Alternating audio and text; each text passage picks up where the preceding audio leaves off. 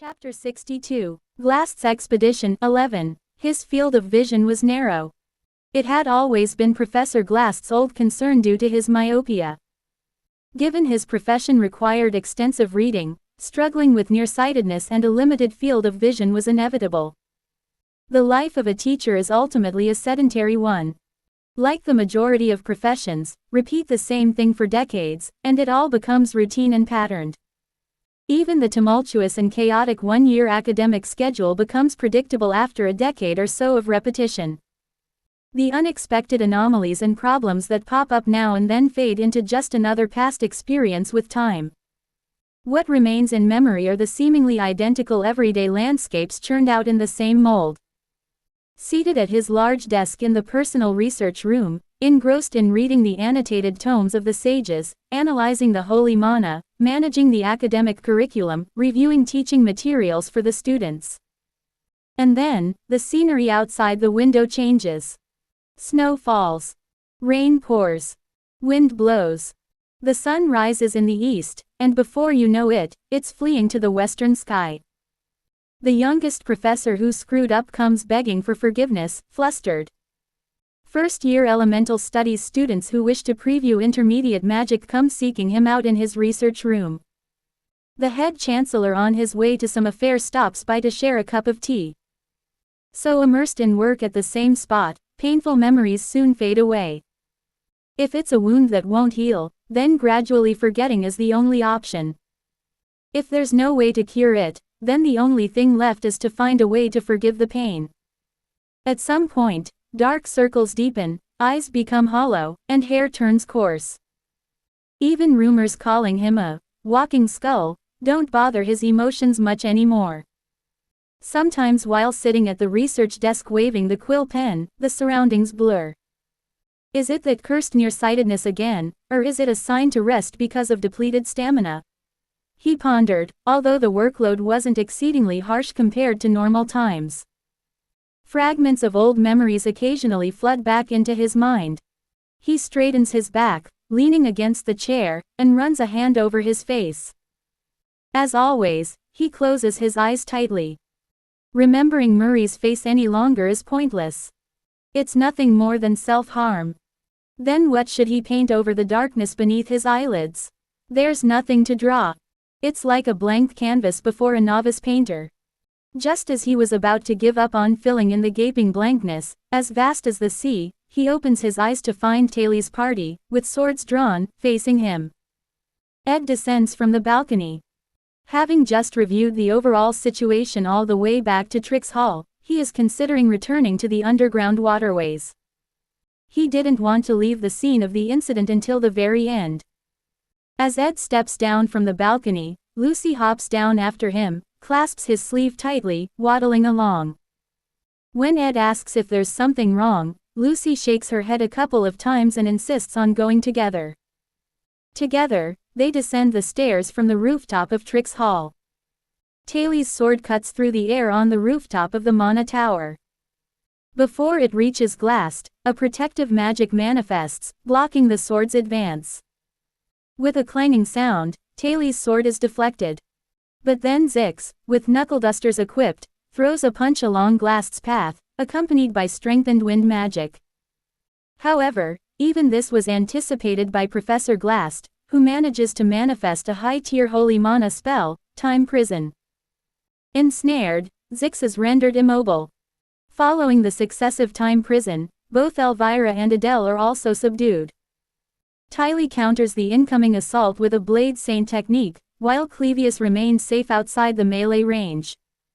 Nonetheless, more than half of their combined power had been neutralized. Despite this, Taylor's eyes are still ablaze with fighting spirit. Even the cowardly Clevius gets inspired by those eyes, and, with trembling hands, he enters the fray. Professor Glast dodges the slashes from the two warriors, constantly creating distance between them. And then he begins to draw out one magical artifact after another. Ed, having reached the first floor of Trix Hall, confirms that the situation is mostly under control. The chaos is subsiding, and the expressions of the stumbling students seem to have relaxed. Lucy, clutching his sleeve, crosses the first-floor corridor with Ed. Fragments of mana golems are scattered everywhere, the aftermath of Taili's combat.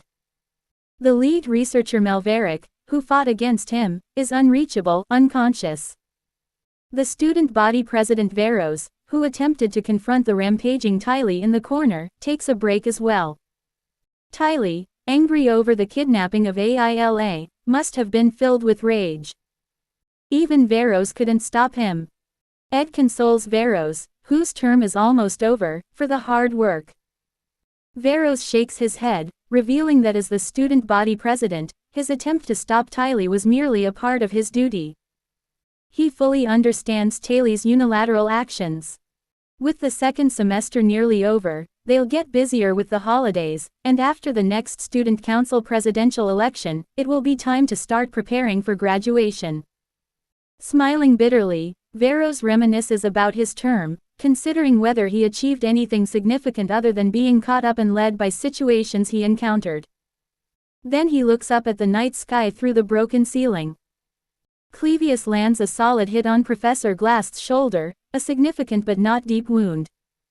Glast furrows his brow and activates shock-enhanced pulse sphere. Pushed back by the shock, Clevius nearly falls out of the mana tower but is caught by Taili. Clevius, terrified, couldn't help but overreact. Glast, having put some distance between them, tends to his shoulder wound. Clumsily tying up the bloody robes, he starts chanting basic elemental spells to thwart the advancing melee fighters. The spells that required focused effort for inexperienced students were effortlessly cast in rapid succession by the seasoned Professor Glast. Facing only 2 melee warriors proved a challenge. However, Taili bravely charges through the barrage of elemental spells. Striding through the underground teachers' quarters towards the entrance of the waterways, Ed and Lucy encounter Lortel from the residential complex.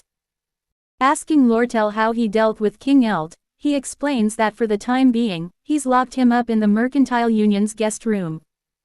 After all, as time passes, Elt will lose all his power and privileges. As long as he's contained, there shouldn't be any further issues. The upper hand has already switched sides, there's no more trickery possible. Ed questions if Lortel doesn't feel conflicted about imprisoning his father once, to which Lortel shakes his head. And then Lortel reveals that the very notion of loss is nothing but a deception for her. To have lost implies that one has once held something precious. Lortel admits to never having had a family or even a friendly relation that could appreciate genuine interaction. Even loss is a privilege of those who have owned something. With that thought, Lortel and Ed look up at the mana tower together. The light emanating from the mana tower solemnly wraps around the academy. Professor Glast unleashes a new holy mana, filling the rooftop of the mana tower. High-tier holy mana spell, time acceleration. In an instant, the mana coursing through Professor Glast's veins surges, and his movements become unbelievably fast. His actions were slow and ungainly, yet his speed was inexplicably quick, as if Glast's time was being fast-forwarded. Even the basic spells were cast too quickly to overcome, let alone withstand. Taili's hair bleaches white as his determination surges, his eyes glowing with a fiery crimson. Awakened Taili pierces through the basic spells, shrinking the distance.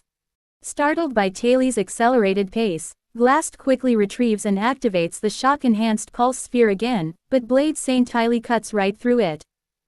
Glast, forced to give ground, suffers a slash to his flank. Blood flows, and agony peaks. Professor Glast's pupils shake violently, with noticeable instability in his mana reaction. But Glast's wind blade cuts effectively, hitting Taili. Injured in the abdomen, Taili falls, but again rises, bleeding, driven by the noble resolve to save Aila. Weakness eventually creeps into the faltering holy mana. Elvira breaks through the momentarily weakened time prison. Elvira quickly grasps the situation and begins throwing explosive concoctions. Hope returns to Taili's party with the newly gained ranged support. Professor Glast hastily begins chanting a new holy mana spell, miniature time reversal. Ed, Lucy, and Lortel walk side by side, reaching the entrance to the underground waterways. They're debating whether to check inside when Dorothy, the lead alchemist and third-year student, ascends from the entrance, now recovered. Ed politely asks if she's feeling all right. Dorothy complains about her severe headache and dizziness, sharing the terrifying confrontation with Yenneker vividly. Ed listens quietly, not sure what to say. Dorothy looks up, observing the mana towers filling the sky, and cautiously mentions that she's unsure about Professor Glast's plan. Nevertheless, to her, he's a treasured mentor who acknowledged her potential. Feeling somewhat distant as if he was always looking far away, she still would choose Glast as the top teacher she's met at Sylvania. Hearing Dorothy's words, Ed understands why she took part in these plans. Despite everyone bad-mouthing the seemingly ill-tempered Glast, he had played his role diligently as a mentor to someone. Professor Glast's wounds heal in an instant, and the ominous red mana enveloping the sky intensifies. Miniature time reversal magically rewinds the injuries on his own body, making them as though they never existed. Witnessing the full-out magic exertion, Tylee, Elvira, and Clevius can only widen their eyes.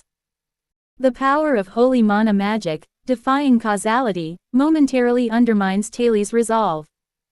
But defeat is not an option. As long as Isla's life is in peril, Tylee will never give up. From a life filled only with harsh trials, only Tylee knows the magnitude of Isla's significance. The unfolded Blade Saint techniques advance to a second phase, each move ingrained in Taylie's mind. But Professor Glast is no easy opponent.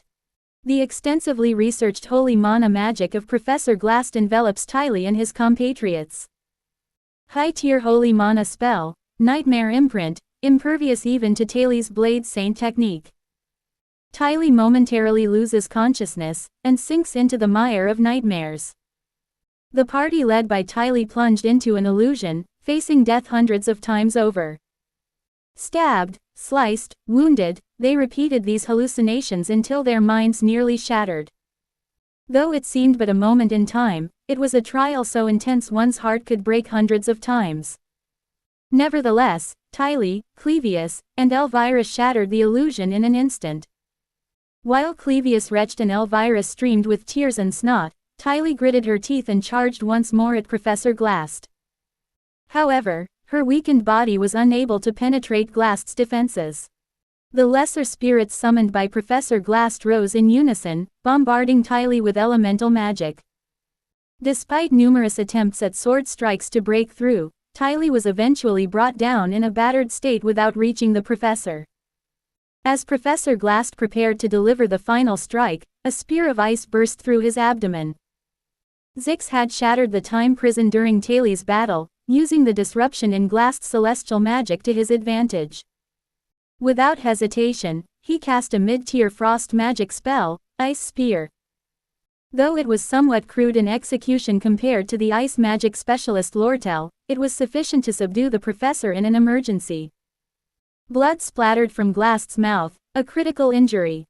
Yet, time magic, invoked at the expense of his lifespan, started to reverse his wounds. After Dorothy left, Ed and Lortel decided against entering the underground waterways, suspecting instability due to continuous earthquakes. Ed lamented over leaving his magic engineering supplies and formulas at the Soul Library, but valued his life too much to risk entering. Content to observe the situation from afar, Yenneker emerged from the forest. Confirming that the elk mercenaries had retreated without incident, she returned later than expected, possibly having made a detour. Asked by Ed where she had been, she mentioned wanting to verify something important. Yenneker recounted what Tarkhan had told her after the Ophelius Hall seizure incident. Come to think of it, I've detected strange magical energy on the outskirts of the northern forest. I should check it out when I have time. Quote, since it becomes more active at night, it seems to be related to celestial magic. Merylda will determine the exact location. Quote, convinced that it was associated with celestial magic, she felt compelled to investigate personally. No magic towers had manifested deep within the northern forest. Was the engraved magic circle intended for some other purpose? Yenneker was too intrigued to ignore it. She asked if Ed would join her, and he, equally curious, nodded in agreement. As they prepared to depart, a rustling in the bushes and a startled squeak revealed Assistant Professor Claire Elfin huddled alone, clinging to her knees. Injuries might heal, but pain is not so easily forgotten. The pain of being stabbed lingered in Glast's mind, his spirits shaken.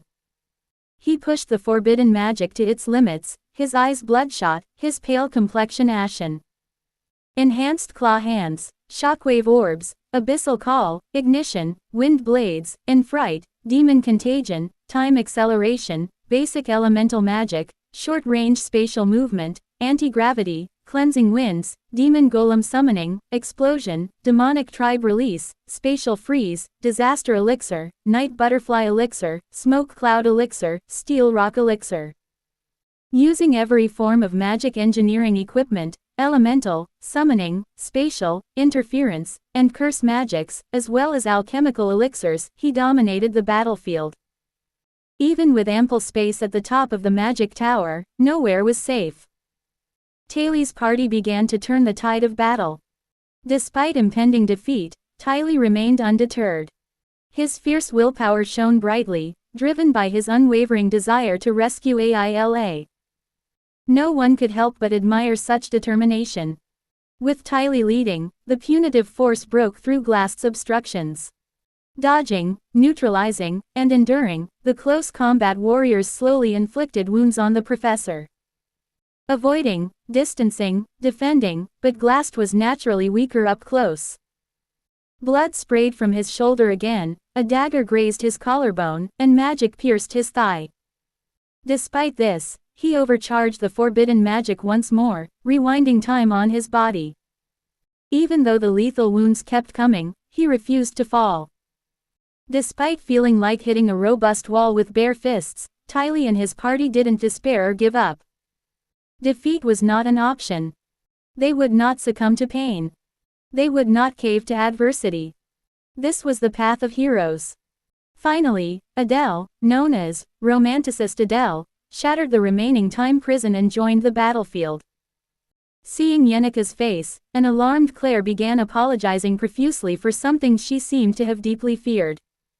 Not wanting to be outdone, Yenika awkwardly bowed her head, apologizing in return, though her relief did not diminish her discomfort.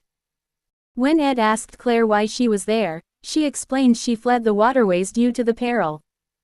Observing the bruised skin, ruffled hair, and bloodshot eyes, Ed nearly asked if Yenika's terror prompted her tears, only to find streaks already drying. After a flustered response, Claire admitted her tears and recounted her arduous years under Glast's tutelage at Sylvania. Professor Glast, he's just an utterly detestable person. A stubborn old bigot, spiteful, with a skull-like face, offloading his work, arrogant, dogmatic, prone to lecturing, brash, and critical, someone you simply could not like. Quote, despite her intuitions and keen discernment, she still regarded him as the epitome of a scholar amid the people she met at Sylvania.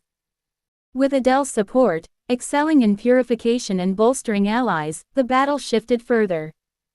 Despite repeated lethal injuries, Glast kept rising, unblinkingly, his blood-soaked robe tied tightly. Though Taili's injuries were severe, he lacked the ability to rewind time.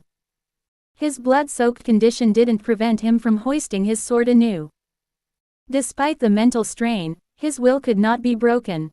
It was as if he had surpassed human limits, becoming nearly zombie-like from sheer determination. Glast deflected Clevius' sword strike and repelled him with a wave magic. Elvira's basic magic struck his abdomen, but he resisted with a key shout, summoning celestial power. However, Zix's wind magic struck from behind. While some attacks were parried, injuries were inevitable, his shoulder was pierced again. Taili unleashed a gust with her sword to clear the obscured vision after a smoke elixir was broken. Attempts to blast Taili away failed when Adele's interference magic temporarily disabled the magical circuits of Glast's equipment. Despite trying to counter with basic magic, Glast's abdomen was already pierced by Taili's sword. Garg. Quote, Glast spat blood once more, staggering. Yet, he invoked celestial magic again. His body's time would not reverse further. The overburden of magic refused any further miracles. Ah, Kerr. Quote, Tiley withdrew his sword and struck again. Glast failed to block. Perhaps he anticipated his wounds would heal, and battle would continue, but the last fatal blow was irreversible. Losing blood, Glast stumbled backward. Quote, Tiley's party remained on guard, in case it was an act. They readied for additional strikes if needed. But all spells Glast had cast were undone, and the summoned spirits watching their rear were soon unsummoned and disappeared. Kerr, who, a hissing breath left Glast's mouth amongst the blood. He stumbled to the tower's edge, the night wind tickling his blood-stained cheeks. The magic tower, now devoid of magical flux, began vibrating subtly, signs of impending collapse. At last, Glast uttered a self-mocking laugh. So, you've won. Quote, he closed his eyes then opened them to the sky, arms wide, embracing the star-filled night. Although only the cold air filled his grasp, a smile remained. This feeling, certainly stemmed from self-mockery. Ultimately, his final thought was singular and as anticipated. I miss you, Murray. Was it a last will or lingering attachment? As he exhausted his residual magic, his body's strength waned. Behind him lay an abyss. Amongst the chilly air, Glast's body floated momentarily. If you want to have more videos like this, then like and subscribe to my channel.